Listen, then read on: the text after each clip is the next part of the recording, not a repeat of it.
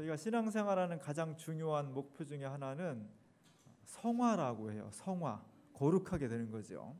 믿음은 딱 한 번 예수를 만나고 믿고서 끝나는 것이 아니라 계속해서 그리스도를 닮아가는 과정이에요. 이것을 거룩하게 된다, 성화다 이렇게 얘기를 합니다. 그래서 예수를 믿는 것도 중요한데 그 믿음을 쭉 이어가고 유지하는 것, 존속하는 것이 대단히 중요해요. 그래서 에베소서에 보면 이런 표현이 있습니다.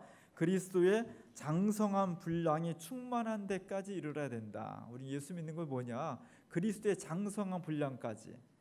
쉽게 표현하면 공동번역에 쓴 것처럼 그리스도가 완전하신데 그 완전하신 예수님의 모습에 이를 때까지 끊임없이 우리를 거룩하게, 경건하게, 아름답게 그렇게 만들어가는 것이 그리스도의 신앙 생활이에요. 그래서 신앙 생활은 마라톤입니다. 촌놈 마라톤은 어떻게 해요? 여기 땅 하면 그냥 전력을 다 뛰죠. 1km도 못 가서 배 아파서 주저앉는 거예요. 신앙생활은 장기전이에요. 먼 곳을 바라보고 마라톤을 한 겁니다. 왜냐하면 죽을 때까지 해야 되니까. 그렇기 때문에 우리는 서서히 우리 자신을 머리끝에서 발끝까지 내 내면에서부터 영혼에서부터 손발에 이르기까지 그리스도의 모습을 닮아가는 것이 대단히 중요해요. 그리스도를 표대로 삼고 그분을 끊임없이 가까이 가고 닮아가는 것, 그것이 신앙생활의 핵심입니다. 이 성화를, 이 거룩하게 되는 것을 다른 말로 하면 경건한 삶이다. 경건한 삶. 그래서 요즘은 잘 안 하지만 부흥회 가서 은혜 받고 기도원 가서 은혜 받고 주일에 와서 은혜 받고 그게 굉장히 소중한데 더 중요한 것은 그 은혜를 잃어버리지 않는 거예요. 은혜 많이 받고 교회 문 나서는 순간 다 쏟아부는 분들도 있어요. 그걸 어떻게 하면 내가 잘 간직할 수 있는지, 내 삶에서 잃어버리지 않는지, 그걸 위해서 몸부림치면서 기도하고 찬송하고 실천하고 다시 되새기고, 이것이 신앙생활의 핵심이 됩니다. 그런 경건한 삶을 위해서 우리가 꼭 필요한 것이 있는데 오늘 디모데전서에서는 사도 바울께서 이렇게 말씀했습니다. 자족하는 마음이 있으면 경건한 생활에 굉장히 큰 유익이 된다. 성화의 삶, 그리스도를 본받는 삶이 곧 경건한 삶인데 경건함에 이르게 하는데 자꾸 걸림돌이 되는 게 하고 있고요. 그것을 도와주는 것이 있다는 거죠. 걸림돌이 되는 것은 욕심이고 경건한 삶에 유익한 것은 경건한 삶이다. 그 자족하는 삶이다. 이것이 오늘 본문의 핵심입니다. 우리가 원튼 원하지 않든 근대인이라는 큰 틀 속에 살아가는 거예요. 내가 원해서가 아니라 내 삶에, 내 역사에 큰 틀이 정해져 있어. 그걸 근대라고 해요. 근대가 가지고 있는 아주 중요한 특성 중에 하나가 욕망입니다. 욕망. 끊임없이 욕망을 불러일으키고 끊임없이 욕망을 충족시켜 나가는 것, 욕망을 어떻게 극대화시키고 욕망을 어떻게 불러일으키고 그 욕망을 채워나가느냐, 이것이 근대가 가지고 있는 가장 중요한 틀이에요. 사회적 틀이에요. 특별히 자본주의라고 하는 틀, 우리가 원튼 원하지 않든 좋아하든 싫어하든 상관없어요. 우리가 살아가는 세상은 자본주의라는 틀인데 그 자본주의는 욕망을 자극하는 거예요. 욕망을 불러일으켜서 상품을 사게 만들어야 돼. 상품을 사고 그것이 다시 대출화되고 공장을 돌리고 또 만들어내고 또 욕망을 자극하고 이것이 계속 돌아가야 돼요. 그래서 자본주의는 어떻게 하면 욕망을 불러일으키느냐가 핵심이에요. 이 욕망을 실현시키면 행복하고 욕망을 채우지 못하면 난 불행해. 이것이 우리들의 사회입니다. 그 욕망을 가장 효율적으로 가장 확실하게 실현시킬 수 있는 도구가 자본이에요. 그게 돈이에요. 옛날에도 이런 요소가 있었죠. 그러니까 구약 성경에도 신약 성경에도 돈에 대한 경고로 계속 내립니다. 오늘은 왜 중요하냐, 이게 500년 전부터 특별히 18세기 산업혁명 이후부터 전 세계를 휩쓸고 있는 이 자본주의 산업혁명의 구조는 이것이 더 강화된 거예요. 이게 또 핵심이 된 거예요. 그래서 우리의 생각도 우리의 삶의 일거수일투족도 욕망과 충족이라는 큰 시스템 속에 놓여 있는 겁니다. 이래서 우리가 오늘 경건한 삶에 이르는데 예수 그리스도를 닮아서 거룩한 성화의 삶을 이루는데 가장 큰 걸림돌이 되는 것은 뭐냐? 내가 살고 있는 이 세상의 구조 자체가 욕망을 불러일으키고 욕망을 채우고, 그것을 못하면 사회가 작동이 멈춰지고, 그것을 안 하면 나는 불행한 사람이야, 이렇게 생각하도록 구조화되어 있다는 거예요. 이걸 어떻게 극복할 거냐가 가장 큰 과제가 되는 겁니다. 성경은 누누이 그런 사회 구조 속에서 말씀해 주고 있는 거예요. 욕망이 최고가 아니다. 그 욕망을 실현시키기 위해서 돈을 가지고 권력을 가지고 그것만으로는 행복할 수 없다. 사회 구조가, 역사가 수많은 사람들이 우리 귀에다 대고 욕망이 최고야, 욕망을 가져야 돼, 그 욕망을 해소하고 그 욕망을 채우는 것이 인생의 목표고 행복이야, 이렇게 낮이나 밤이나 속삭여준다 할지라도, 때로는 강요한다 할지라도 거기에 굴하지 않고 진정한 생명은 뭡니까? 진정한 행복은 무엇입니까? 그것은 하나님을 섬기는 것입니다. 예수 그리스도를 끊임없이 닮아가려고 하는 것입니다. 이 싸움을 해야 한다는 거예요. 이게 대단히 중요합니다. 그래서 오늘 사도 바울은 그 당시 교인들에게 자족하는 것을 배우십시오. 욕망은 끝이 없고 우리의 탐욕은 원죄처럼 정말 우리의 영혼에 달라붙어 있는데 그곳에 매몰되지 않고 하나님께서 나에게 이 정도 주셨구나, 너무 고맙습니다, 너무 감사합니다, 이 마음을 갖는 것이 대단히 중요하다는 것을 강조했는데 2000년 전보다 지금은 훨씬 더 이것이 강조돼야 돼요. 왜냐하면 훨씬 더 탐욕과 욕망의 구조가 강하기 때문이에요. 이걸 극복하지 않으면, 이 구조를 극복하지 않으면 우리는 절대로 구원에 이를 수가 없다는 것입니다. 자족하는 삶이 대단히 중요합니다. 그래서 제가 자족하는 자료를 찾다 보니까 주부에 실은 그림을, 사진을 찾았어요. 누군지는 모르겠어요. 제가 권사님들한테 그 보여주니까 많이 보던 얼굴이라는 거예요. 누구예요 이게? 저는 장장모님 손주인 줄 알았어요. 현규인 줄 알았어요. 느낌이 되게 비슷해요. 개구지고 똑똑하고 귀엽고 막 그러잖아요. 어딘지 모르겠는데 그러니까 뭐 저쪽 중국의 서쪽 끝이나 아니면 뭐 부탄이나 뭐 캄보디아 뭐 이런 쪽 아이, 중앙아시아 쪽 아이 같아요. 부탄은 아닌 것 같은데, 만약 부탄이라고 한다면 부탄이 우리나라보다 훨씬 작은 나라거든요. 국민 1인당 국민 소득이 3,000달러고요. 100만 명이 안 돼요. 경제력으로 따지면 158위예요. 엄청나게 뒤에 후진국이에요. 근데 전 세계에서 자기 삶의 가장 만족도가 높은 나라가 저 나라예요. 부탄이란 아주 작은 나라. 너무너무 행복해. 우리로 생각하면 우리 경제의 10분의 1밖에 안 되는데, 전체 나라로 따지면 100분의 1밖에 안 되는데 우리보다 10배로 불행하고 100배로 불행하다고 생각해야 되는 것이 맞는데, 저 사람들이 우리가 세상에서 제일 행복하다고 생각한다는 거예요. 저 아이가 지금 여름을 맞이해서 시원하게 해수욕을 하고 있죠. 여름만 되면 해수욕하는 게 큰 과제예요. 여름 성경학교 할 때도 제일 큰 고민이 이번에 어디로 물놀이를 갈까, 그게 고민입니다. 백사장 있고 해변에 빛이 파라솔 있고 파도가 일렁이는 그런 곳으로 가야 되는 건지, 아니면 멋진 풀장, 요즘 막 미끄럼틀 여러 가지 놀이기구 있고요. 더 좋은 데는 막 실내 수영장인데 규모를 크게 만들어 가지고 인공 파도를 만들어서 막 재밌게 놀게 하잖아요. 그런 거 생각하면, 그런 거에 비하면 저 애는요 너무너무 불행한 거죠. 저게 무슨 해수욕이요. 그러나 저 아이는 너무너무 행복한 거예요. 자기 몸 밖에 드러낼 수 없지만 너무너무 행복한 거예요. 우리도 그렇죠. 저도 어렸을 때 해수욕 어디서 했습니까? 지금 마당에다 고무다라다 놓고 했지. 고무다라. 우리 엄마가 고무다라 하나 놓고서 물 확 부어주면요, 거기 들어가 저기 앉아 있어가지고 이렇게 하면서 만족했잖아요. 우리가 그렇게 생활했어요.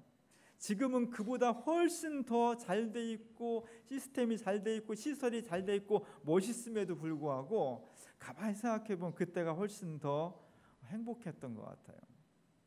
물질로 이루어지는 행복, 기술 과학으로 이루어지는 행복은 한계가 있는 것이고 우리를 정말 행복하게 하고 정말 만족하게 하는 것이 무엇인지를 잘 생각해야 됩니다. 감사가 그래서 중요한 겁니다. 왜냐하면 감사가 사라져 버리면, 우리가 자족하지 않으면 그곳에 감사가 피어날 수 없고요, 자족하지 않으면 만족이 없어요. 만족이 없는 곳은 늘 불만이야. 불만족하기 때문에 늘 새로운 것, 더 많은 것, 더 좋은 것을 추구하게끔 돼 있죠. 개발하게끔 돼 있죠. 이것이 현대사의 구조예요. 우리도 그 틀 속에 살아가기 때문에 늘 우리들 속에 현재에 만족하지 않고 더 큰 거, 더 좋은 거, 더 편안한 거, 더 맛있는 거, 이런 것을 추구하게끔 조건 지어져 있습니다. 이것을 넘어서야 돼요. 오늘 성경 말씀 그것을 넘어서라는 거예요. 자족해야 된다는 거예요. 자족하지 않으면, 만족하지 않으면 그 자리가 빈 상태로 남아있는 것이 아니라 반드시 그곳에 욕망이라는, 인간의 탐욕이라는, 인간의 원자와 결부된 그 욕심이 그 자리를 차지하게 되는 것입니다. 그래서 그 자리에 감사가 있을 수가 없는 거예요. 하나님 앞에서 감사가 사라진 삶은요, 절대로 행복할 수도 없고 신앙의 완성도 이룰 수 없고 경건할 수도 없고 성화도 되지 않습니다. 그래서 오늘 디모데전서에서 오늘 사도 바울은 이렇게 우리에게 강조해 주고 있는 겁니다. 디모데전서 6장 7절과 8절을 보면 다 같이 한번 읽어보겠습니다. 우리가 세상에 아무것도 가지고 온 것이 없음에 또한 아무것도 가지고 가지 못하리니 우리가 먹을 것과 입을 것이 있은즉 족한 줄로 알 것이니라. 세상 재벌도요, 대통령도요, 내가 태어날 때 옷 다 입고 재산 증서 딱 가지고 온 사람 없습니다. 태어날 때 모두가 다 아무것도 없이 태어나는 거예요. 갈 때도 마찬가지죠. 아무것도 못 가지고 갑니다. 아무것도 못 가져가는 거예요. 그래서 인간은 하나님 앞에서 공평한 겁니다. 올 때 갈 때 똑같으니까. 그렇기 때문에 우리에게 주어진 것이 좀 부족하다 할지라도 내가 이 땅에 올 때의 모습을 보면 그래도 내가 많이 주신 것이로구나, 내가 많이 간직하고 있구나, 이렇게 자족하면서 감사할 수 있을 때 그때 진정으로 주님 앞에서 우리 신앙이 거룩해질 수 있다는 겁니다. 감사도요, 훈련해야 돼요.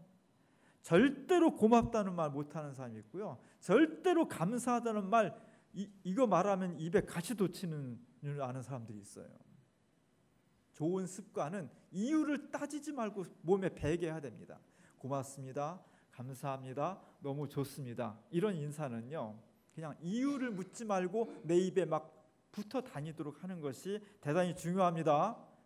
오늘 맥수감사주를 맞이해서 감사가 넘쳤으면 좋겠습니다. 2019년도 전반기를 보냈습니다. 잘 지내셨죠? 감사하십니까? 저도 2019년도 전반기를 보내면서 너무너무 감사해요. 근본적으로는 내가 없지 않고 있다는 게 너무 감사한 거예요. 어떤 모양으로 있는지는 두 번째입니다. 왜냐하면 우리 주변에 없어진 사람들이 많이 있거든요. 작년 말까지만 해도 그래도 건강하시던 분들이 없는 분들이 있거든요. 우리 선배들 중에도 어느 날 갑자기 안 보이는 분이 있고요, 우리 후배들 중에도, 저보다 젊은 사람들 중에도 없는 사람이 있거든요. 이러니 저러니 잘 사네 못 사네 해도 내가 없지 않고 있다는 것, 우리 남편이, 우리 아내가, 우리 자식이, 우리 부모님이 있다는 것, 그 자체가 너무 감사한 거예요. 우리 교회로서는 우리 교회에 올해 1월 달부터 이런저런 새로 오신 분들이 많이 들어오셔서 너무 고맙습니다.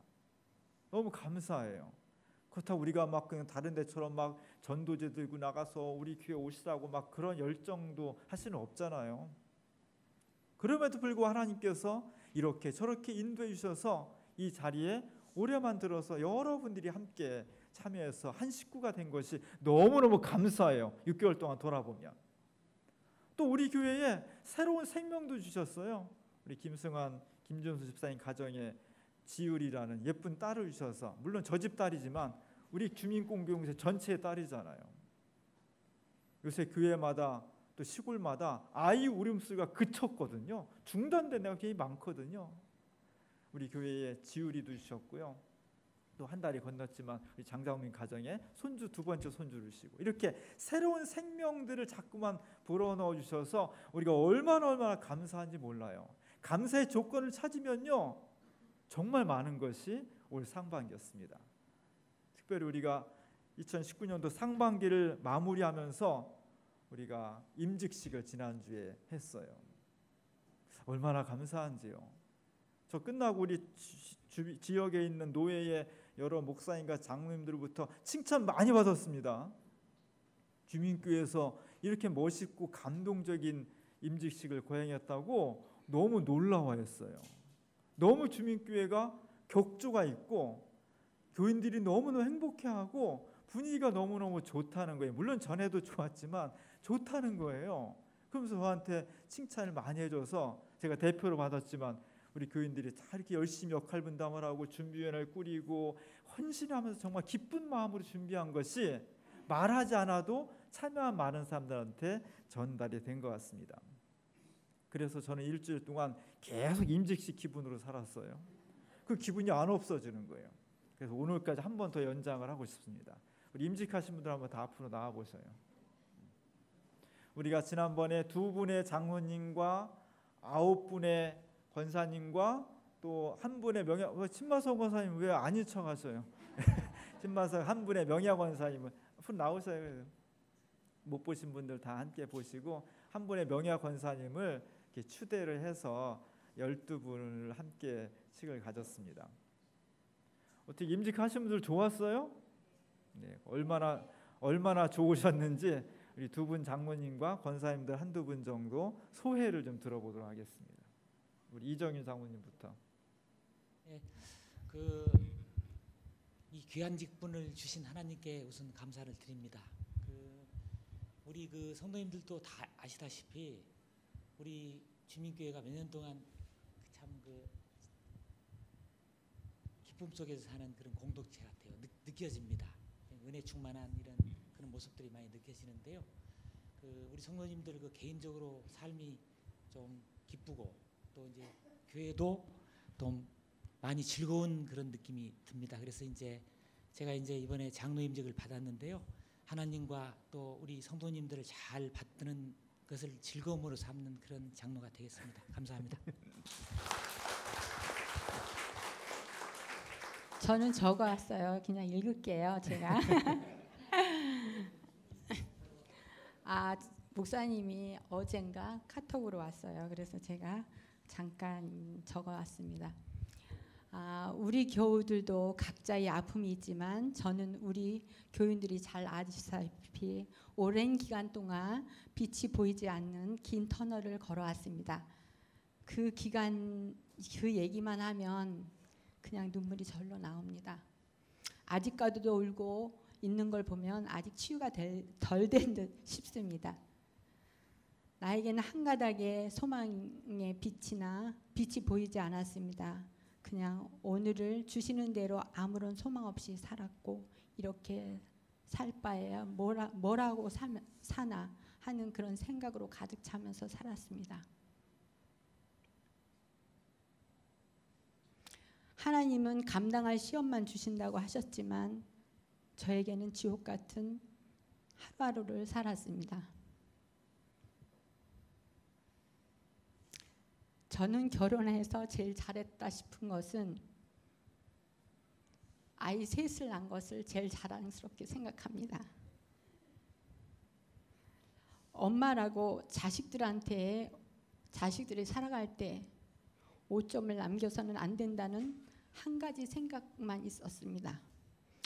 그런데 2016년부터 조금씩 감정이 살아나고 있을 무렵 2016년의 9월에 다시 암이라는 판정을 받았습니다. 수술대에 오를 때에 진정으로 하나님을 찾고 싶었습니다. 하나님을 만나고 싶었습니다. 수술을 마치고 새벽을 찾게 되었습니다.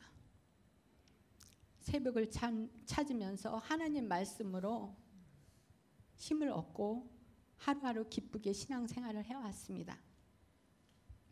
근데 작년에 장로의 피택을 받았습니다. 솔직히 자유로운 신앙생활을 하고 싶었습니다.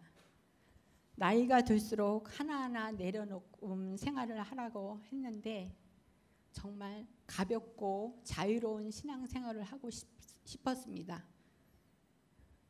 교회 생활을 충실하면 됐지 이렇게 이런 마음을 가지고 살았습니다. 이런 마음을 가졌습니다. 결혼한 지 제가 6년 만에 남편이 장로로 임직을 받았습니다. 제가 30대에 장로 3호였습니다. 솔직히 저는 신앙생활에 그렇게 자유롭고 재미는 없었습니다. 신앙생활이 재미라고 할 수는 없지만 그냥 의무로 신앙생활을 해왔던 것 같습니다. 제가 부족한 탓이죠. 근데 장로 자격 공부를 할 때 나에게 장로 자격에 정말 부족한 점이 많다는 것을 느꼈습니다. 내게는 가방끈이 긴 것도 아니고 앞으로 니도로 잘 이끄는 능력도 부족하고 그렇다고 기도를 유창하게 하는 것도 아니고 너무 부족한 점이 하나하나 따지고 보면 너무 많았던 것 같습니다. 근데 하나님 앞에 이 문제를 놓고 기도했습니다.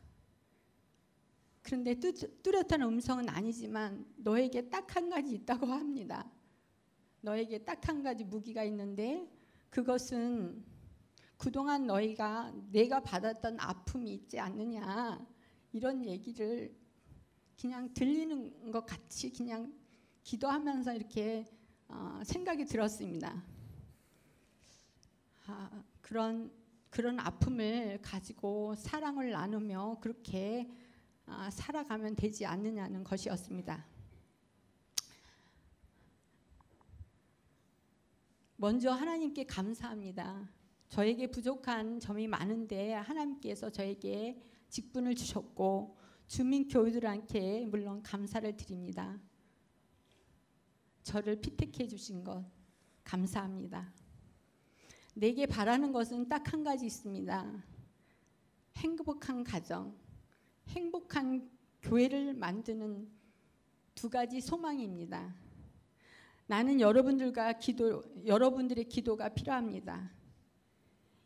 이번에 직분 받은 자들과 주민교회를 아끼고 사랑하고 관심 있는 우리 교우들과 함께 주님의 사랑을 나누고 함께 기쁨을 나누고 슬픔을 나누며 함께 기도하며 말씀으로 찬양으로 기도로 힘을 얻어가며 교회를 만들고 그렇게 가고 싶습니다.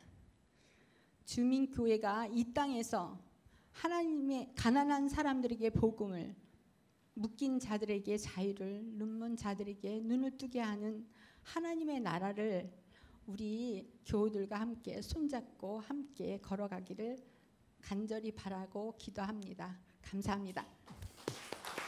맞습니다. 네. 깊은 말씀 해주시고 권사님들 한두 분 정도 말씀하세요. 권사님들. 생각지도 못했던 권사 직분을 받게 되어 일단 주님께 감사드리고 우리 교우 여러분들께도 진심으로 감사드리며 앞으로 정말 교회 우리 권사님 장로님분과 같이 함께 합류하면서 열심히 한번 잘 일해 보겠습니다. 감사합니다.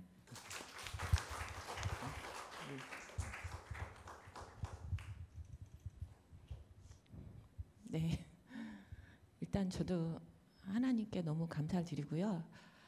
제가 이제 건사로 임명 목사님이 이제 문자를 받았을 때 저는 이제 외적인 면을 딱 봤을 때 나는 당연해. 추석도 뭐 잘하고 있어.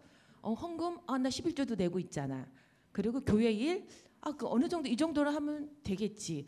그리고 집사 직부 나 10년 이상 했으니까 난 당연히 권사가 될 자격이 돼 하면서 그냥 이제 목사님한테 승케이 아멘하고 답변을 드렸어요. 그러고 나서 제가 이제 곰곰이 생각을 해봤습니다. 제가 이 나이 먹도록 교회는 4번을 옮겼더라고요. 교회를 4번 옮겼고 신앙은 초등학교 신앙부터 현재까지 신앙을 가지고 있고 그런데 성경에 대해서 외우는 귀절이 하나도 없더라고요. 그리고 우리 가족들을 위해서 한번 식사하면서 함께 나눈 기도도 한 번도 없더라고요. 그러니까 이래가지고 권사가 될 수 있을까 하고 막 이제 부족한 거를 막 저는 막 끄집어냈어요.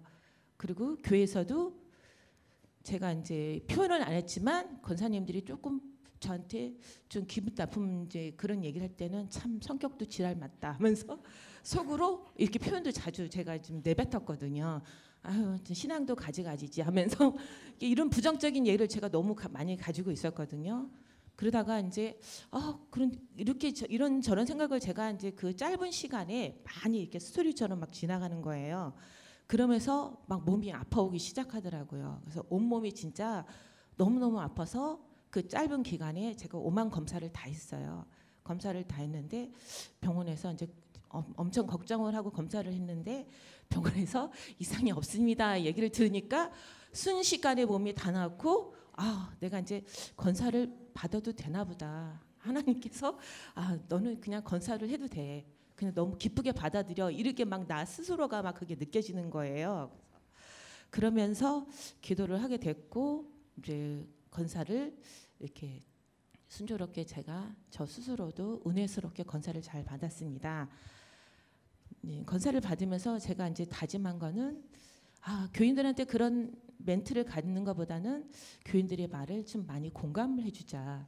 그 나름대로 내면에 뭐 많은 일들이 있겠지 하면서 좀 공감해주는 권사가 되어보자 하고 그것을 많이 다짐했고요. 그리고 이제 목사님 말씀도 오늘 사실 이 권사에 대해서 다짐을 한마디 하려니까 우리 카톡방에 난리가 났어요. 서로 안 뭐 핑퐁처럼 네가 해라 내가 해라 못하겠다 이런 식으로 했는데 이런 것부터가 권사라면 아멘하고 받아들여야 되지 않나 하는 그런 생각으로 교회에서 직분을 주시거나 교회 일은 무조건 아멘으로 받아들이자라는 또 두 번째 생각을 했고요. 그리고 이제 기도를 좀 많이 하자. 그리고 성경에 대해서 좀 공부를 좀 많이 하자. 이런 권사가 돼야 되지 않을까라는 그런 다짐을 했습니다. 다른 분도 마찬가지로 저는 이런 다짐을 제 스스로가 해보았습니다. 고맙습니다. 감사합니다. 예, 인사하시고 들어가세요. 고맙습니다. 예, 고맙습니다. 우리 그날 하긴 했는데 우리 시장님 축시를 한번 다시 한번 읽겠습니다. 장로 권사 임직에 붙여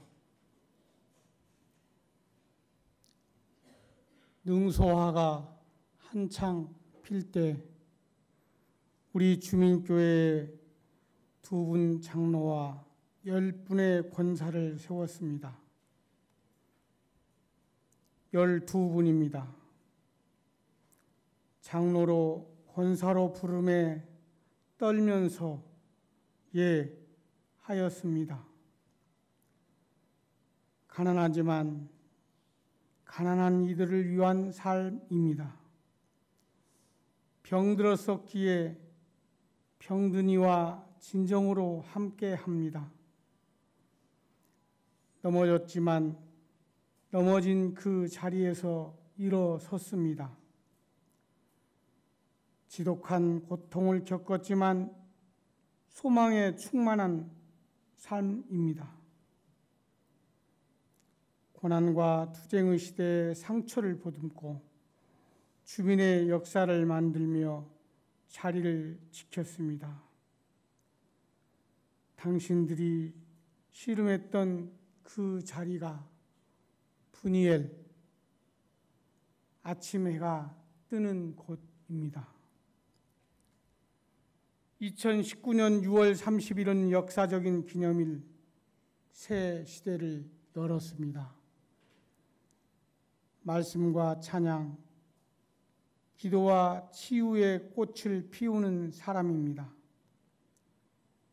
무릎 꿇어 발을 씻기고 복을 나누는 손길입니다. 희망을 심고 가꾸는 임직자입니다. 민주화 통일의 시대를 맞이하는 일꾼들입니다. 장로, 권사 임직식의 예배로 기념비적 재단을 세웠습니다.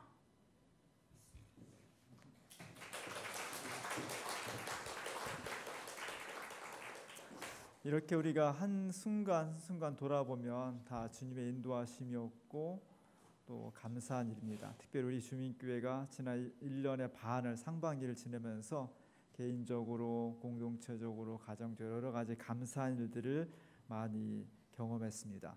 그렇다고 100% 만족하냐 그러진 않습니다. 그럼에도 불구하고 아쉬운 점이 있지만 하나님 앞에 감사하고 기뻐하고 더 좋은 곳에 예배할 것을 믿으면서 나머지 하반기도 자족하며 경건의 삶을 살아갈 때 하나님께서 우리에게 더 좋은 곳으로 인도해 주시고 채워 주실 줄로 믿습니다. 오늘 맥주 감사주를 맞이해서 자족함을 통해 경건에 이르고 감사가 우리의 몸과 마음 속에 가정과 우리의 공동체 속에 충만할 수 있기를 주님의 이름으로 간절히 축원합니다. 기도하겠습니다.